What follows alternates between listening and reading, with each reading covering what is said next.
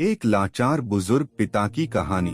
दोस्तों, एक व्यक्ति अपने पिता को एक अनाथ आश्रम छोड़ने आया था। साथ में उनके के सारे कपड़े और कुछ जरूरी सामान का बैग भी लाया था।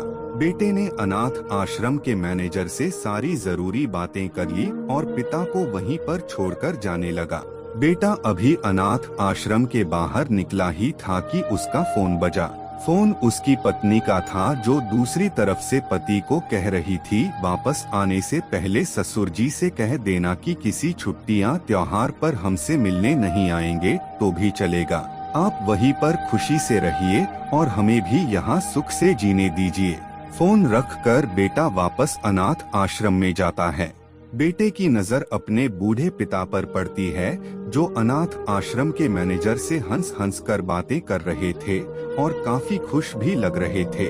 बेटा सोच में पड़ जाता है कि उसका पिता अनाथ आश्रम के मैनेजर को कैसे जानता है। थोड़ी देर इंतजार करने के बाद जब उसका पिता मैनेजर से दूर जाता है, तब बेटा मैनेजर के पास पहुंच जाता है और उससे पूछता है कि आप मेरे पिताजी को कैसे और कब से जानते हैं। मैनेजर बेटे को बताता है, मैं तुम्हारे पिता को कई सालों पहले तब से जानता हूँ जब वह अनाथ आश्रम में एक अनाथ बच्चे को गोद लेने आए थे। दोस्तों, कुछ समझ में आया? अब आप ही बताइए, सच में अनाथ कौन था? वह बेटा जो अपने बाप द्वारा बिना उसे बताए किए गए इतने बड़े उपकार के बदले उनके आखिरी समय में इस तरह ठोकर मार रहा था, या वह पिता जिसने एक अनाथ बच्चे को निस्वार्थ भाव से इतना प्यार दिया जितना खुद के बच्चे को दिया जाता है।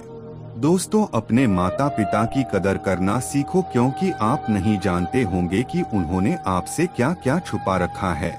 कितने बलिदान, कितने त्याग उन्होंने आपके लिए किए हैं, शायद आप जानते भी नहीं होंगे।